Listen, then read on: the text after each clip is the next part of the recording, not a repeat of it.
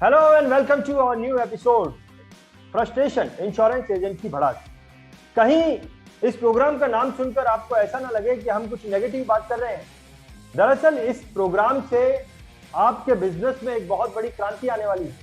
आप कहेंगे कि कैसे? देखिए, मोहनदास करमचंद गांधी जी को जब चलती ट्रेन से अंग्रेजों ने बाहर फेंक दिया था, उस वक्त उनके मन में जो फ्रस्ट्रेशन पैदा हुआ था उसने एक क्रांति को जन्म दिया था। और उस क्रांति की वजह से मोहनदास करमचंद गांधी से वो महात्मा गांधी बन गए। ठीक इसी तरह की क्रांति आपके बिजनेस में भी आने वाली है, जो फ्रस्ट्रेशन आपके अंदर है उसकी मदद से। आज के इस एपिसोड में मैं आपको मिलाने वाला हूं एक बहुत ही कामयाब insurance advisor mister Ashit Rajkotia ji से, जो कि इंदौर से अपने इंश्योरेंस एडवाइजरी की प्रैक्टिस करते हैं। बहुत ही एनर्जी के साथ, बहुत ही बड़े टारगेट्स को लेकर वो अपने इंश्योरेंस एडवाइजरी का काम कर रहे हैं। अशित जी, फ्रस्ट्रेशन के आज के इस एपिसोड में बहुत बहुत स्वागत करता हूँ। नमस्कार अशित जी। देखिए, मेरा ऐसा मानना है, मेरी ऐसी समझ है कि कोई भी व्यक्ति जो बड़े टारगेट को लेकर काम करता है, उसके लाइफ में चैलेंजेस आते हैं। चैलेंजेस का उसे सामना करना पड़ता है और वो चैलेंजेस उसकी लाइफ में फ्रस्ट्रेशन भी पैदा करते हैं। क्या लगता है आपको? डेफिनेटली आप बहुत सही कह रहे हैं कि चैलेंजेस लाइफ में आते रहते हैं और उसका हमें सामना करना पड़ता है। पर life is actually a challenge. Perfect. And if we leave that challenge we are successful.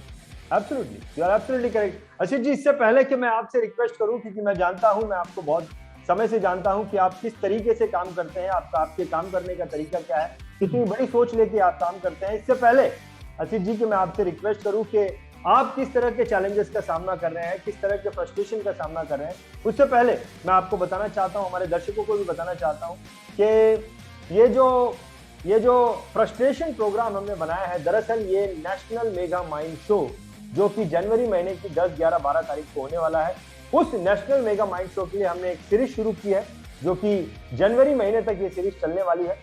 और इस प्रोग्राम को, नेशनल मेगा माइंड शो, इस शो को स्पॉन्सर किया है इन पार्टनरशिप इंटरनेशनल ने, जो कि हमारे प्लैटिनम स्पॉन्सर है। इस नेशनल मेगा माइंड शो को स्पॉन्सर किया है अशित राजकोटिया जी ने और मिस्टर हरजीत मल्होत्रा जी ने, जो कि हमारे गोल्ड स्पॉन्सर है। इसके अलावा इस प्रोग्राम को, नेशनल मेगा माइंड शो को स्पॉन्सर किया है mister Prakash Chandra Shetty, mister Shailesh Joshi, mister Arjun Kumar और मिस्टर हेमंत अग्रवाल जी ने, जो कि हमारे सिल्वर स्पॉन्सर हैं। मैं इन सभी स्पॉन्सर्स को तहे दिल से बहुत बहुत धन्यवाद करना चाहूंगा। अशित जी, अब एक बार फिर से आपके पास आऊंगा और मैं आपसे पूछना चाहूंगा कि किन चैलेंजेस का सामना फेस कर रहे हैं, कौन से फ्रस्ट्रेशन है आपके बिजनेस में, उसे बताइए। अशित जी, वो रंजीत, मैं फ्रस्ट्रेशन वर्ड को हटाना चाहूंगा।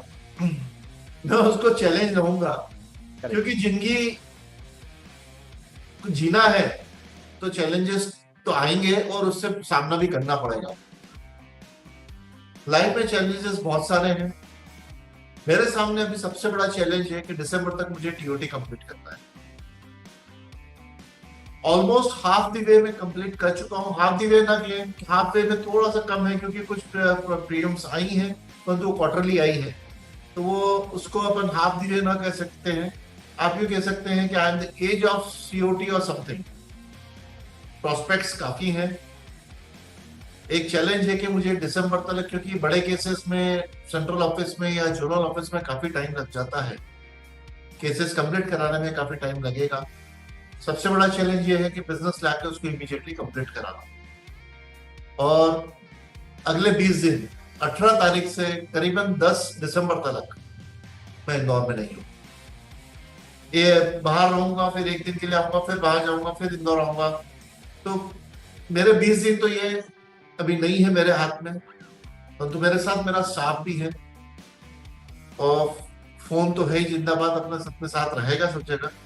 तो definitely I will face this challenge and I will try to overcome this challenge to do TOT before December. तो मेरा अभी सबसे बड़ा चैलेंज है टीओटी करना, and that I am committed to do that.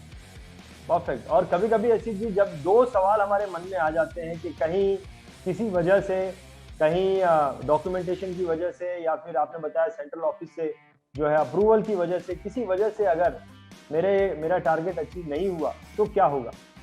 तो जब इस तरह के दो प्रश्न आ जाते हैं तो नहीं, डेफिनेटली इसको भी मैं आपका जो अगला होता है कि ये फ्रस्ट्रेशन कहेगा, तो मैं इसको फ्रस्ट्रेशन नहीं कहूंगा, मैं इसको मेरी मिस्टेक मानूंगा कि मैंने मेहनत, मेरे कहीं ना कहीं कमी रही, तो मेरी मेहनत में कमी थी, तो मैं काम पूरा नहीं कर पाया, और वापस से उसको 1 दिसंबर से वापस से खड़े होके वापस से कंप्लीट करना है। एब्सोल्युटली, बहुत सही बात है आशीष जी। मैंने भी ये सुना है, इस बात को समझा है कि किसी भी जो भी प्रॉब्लम हमारे लाइफ में आ रही है, अगर मैं ये अपने ऊपर ले लेता हूँ कि इस प्रॉब्लम की वजह मैं हूँ, तो मुझे काफी सारा जो है एक एनर्जी मिलती है। बहुत बढ़िया। और डेफिनेटली बड़े टारगेट है तो चैलेंजेस तो आएंगे, और वो चैलेंजेस कहीं ना कहीं कभी ना कभी थोड़ा सा हमें जो है वो फ्रस्ट्रेट भी कर देते हैं, लेकिन you are a positive person Ashish ji, you are a positive man. आपने इसे चैलेंज का नाम दिया है। एंड आपने बचपन में ग्राफ बनाए होंगे, तो ग्राफ कभी भी सीधा नहीं रहता है। करेक्ट, ऊपर नीचे रहता ही। तो definitely we have to face that, and life is also a graph. Absolutely, absolutely. Great Ashish ji, बहुत बढ़िया। आशीष जी, बहुत सारे ऐसे लोग होते हैं जिनकी लाइफ में जब फ्रस्ट्रेशन आता है तो वो फ्रस्ट्रेशन को अपने दिल में ही रख देते हैं और उस फ्रस्ट्रेशन को मार भी दे, वो आने वाले दिनों में वो फ्रस्ट्रेशन मर भी जाता है। लेकिन बहुत कम लोग ऐसे होते हैं, जैसे मैंने महात्मा गांधी जैसे लोग बताए, उस फ्रस्ट्रेशन को अपने एनर्जी का सोर्स बनाते हैं और इसीलिए आगे चल के वो बड़ा बड़ा काम भी कर लेते हैं, और मोहनदास करमचंद गांधी जो है वो महात्मा बने। बहुत कम लोग ऐसे होते हैं। और आशीष जी, मैं जानता हूं कि आप बहुत पॉजिटिव व्यक्ति हैं, आप चैलेंजेस को हमेशा लेते हैं। आपने अपने इस चैलेंज को हमारे सामने रखा, इसके लिए आशीष जी मैं आपका बहुत बहुत धन्यवाद करना चाहूंगा। Thank you. बहुत बहुत बढ़िया। और आशीष जी, आपको और दर्शकों को भी बताना चाहूंगा कि ये फ्रस्ट्रेशन जो प्रोग्राम चल रहा है, दरअसल ये एक सीरीज है, एपिसोड्स की सीरीज है, जो कि जनवरी के पहले हफ्ते तक चलने वाली है। और दरअसल ये सीरीज एक कंपटीशन है। वो सभी लोग जो इस कंपटीशन में भाग ले रहे हैं, जिस भी एपिसोड के द्वारा नेशनल मेगा माइंड शो के सबसे ज्यादा टिकट बिकेंगे, उस एपिसोड के गेस्ट को जो है अवार्ड दिया जाएगा। जो भी एपिसोड के द्वारा सबसे ज्यादा टिकट बिकेंगे, उस एपिसोड के गेस्ट को नेशनल मेगा माइंड शो में अवार्ड दिया जाएगा। और इस प्रोग्राम में सिर्फ वही लोग, फ्रस्ट्रेशन इस प्रोग्राम में सिर्फ वही लोग पार्टिसिपेट कर सकते हैं जिन्होंने नेशनल मेगा माइंड शो का फिजिकल टिकट बाय किया है, या फिर जो नेशनल मेगा माइंड शो को फिजिकली अटेंड करने वाले हैं। तो अब मैं ये बोलना चाहूंगा कि हर वो व्यक्ति जो अपने फ्रस्ट्रेशन को निकालना चाहता है, या फिर अपने बिजनेस में एक बहुत बड़ी क्रांति लाना चाहता है, या फिर जिसने नेशनल मेगा माइंड शो के फिजिकल टिकट को बाय किया है, फिजिकली वो अटेंड करने वाला है और इस प्रोग्राम में भी आना चाहता है, तो डिस्क्रिप्शन में हमने जो नंबर दिया है, उस नंबर पर आप हमें फोन करके इस प्रोग्राम के लिए अपनी अपॉइंटमेंट फिक्स कर सकते हैं। आशीष जी, एक फाइनल रिक्वेस्ट आपसे करना चाहूंगा।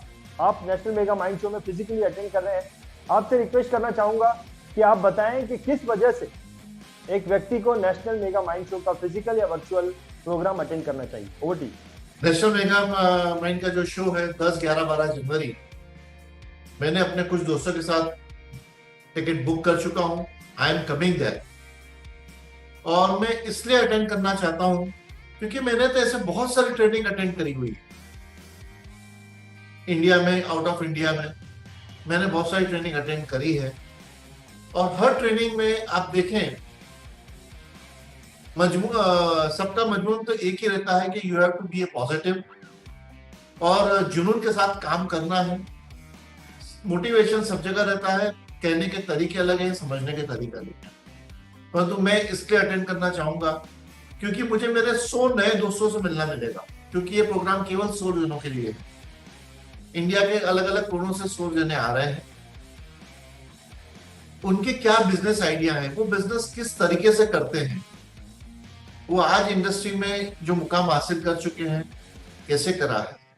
क्योंकि सीखने की कोई उम्र नहीं होती है। आज हमें एक छोटा सा 5 साल का बच्चा भी कुछ सिखा सकता है, और 70 साल का बुजुर्ग भी हमें बहुत कुछ सिखा सकता है। एक पढ़ा लिखा ग्रेजुएट हमें भी सिखा सकता है, और एक अनपढ़ व्यक्ति भी हमें सिखा सकता है। तो सीखने के लिए कोई उम्र नहीं है, कोई योग्यता नहीं है, हम किसी से भी कहीं पे भी सीख सकते हैं। मैं भी सीखने जा रहा हूँ वहां पे, क्योंकि कई बार छोटे छोटे आइडियाज जो होते हैं बहुत क्लिक कर जाते हैं। अभी तक हम सबके दिमाग में यही था कि बर्थडे है तो बर्थडे कार्ड भेज दो। पहले सोशल मीडिया नहीं था तो फोन पे बात कर लेते थे, बर्थडे कार्ड भेज देते थे और केक भेज देते थे या टॉफी भेज देते थे, चॉकलेट्स भेज देते थे। 2011 में एनडीआरटी मीटिंग में हम लोग जस्ट ऐसे ही बैठे हुए थे, कुछ एजेंटों से बात चल रही थी हमारी, वो कैसे करते हैं क्या करते हैं। तो जब उनसे बात हुई तो मालूम पड़ा कि उन्होंने बर्थडे कार्ड्स भेजना बंद कर दिए।